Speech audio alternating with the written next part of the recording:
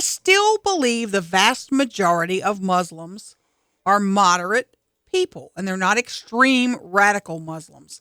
But you're saying I'm wrong, and people that think like me, and there are millions of us, are wrong. You need to also understand two doctrines in Islam. One is the doctrine of abrogation, and the other is the doctrine of deceit. The doctrine of abrogation says that the verses of the sword abrogated all the peaceful verses in the Quran. That's the first thing you need to know. Second thing you need to know that Islam contains, and it's the only system that does this, has a developed doctrine of deceit. Allah says that he is the best deceiver in the Quran. Muhammad said war is deceit. And so you have an affirmative duty on Muslims in their own religion to not tell the truth about things and to conduct deceit. That's why it is so surprising that the number of Muslims admit to these things in polling. And let me just tell you this, Aaron.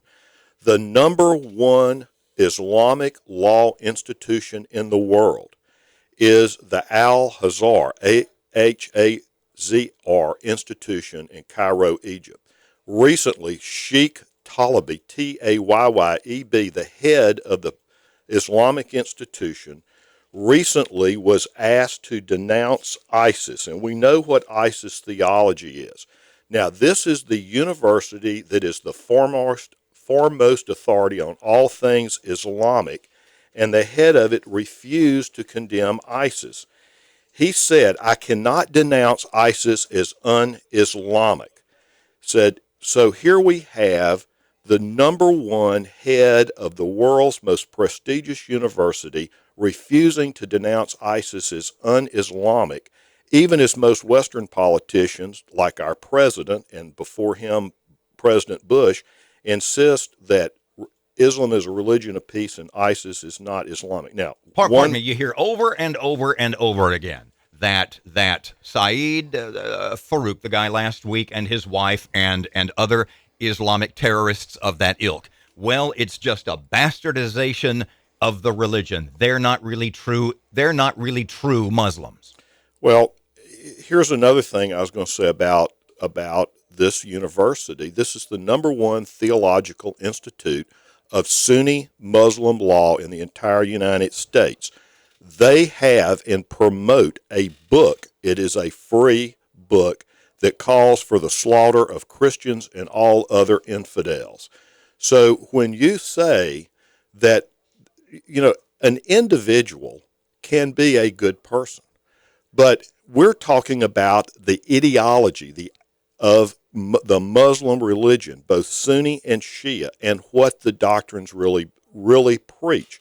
So every single peaceful verse, I forget the number now, it's over 100, were completely abrogated by the Quran. So when a Muslim says to you, well, the Quran says there shall be no compunction in religion, he is practicing the Muslim doctrine of deceit, because he's not telling you that verse in the Quran has been abrogated and is no longer in effect. So one of the problems is that if somebody is a true doctrinaire believing Muslim, you don't really know whether they're telling you the truth about anything. So what do? When I argue cases, let's say in a medical malpractice case, what I say to jurors is, don't listen to what's happening in the lawsuit. Let's look at what doctors say to each other when none of this is involved. Let's look at the literature. Let's look at what they write that they say they believe in.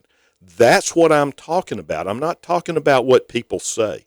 I'm talking about what is in the literature. What do they say? And Aaron, let me tell you a couple of other things that have been said by Muslims in America.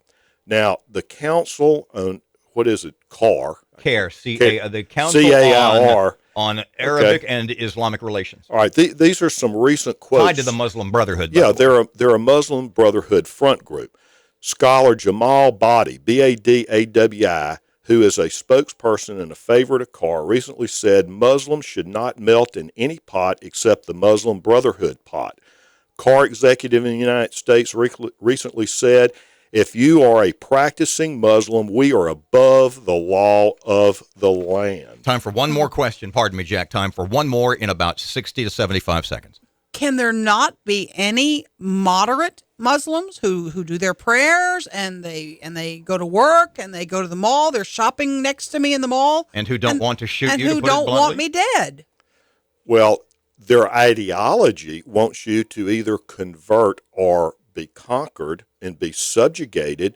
Read up sometimes on the conditions of Omar, the conditions that a non-Muslim is supposed to live in. All non-Muslims are supposed to be subjugated to Muslims. So read about how Christians and Jews are doing under ISIS. That is true Islam in operation. And so once the colonial power started withdrawing from the Middle East, almost all the remaining Christian and Jewish communities have been destroyed. Why is that? Why is that? Why is that happening in Muslim majority countries?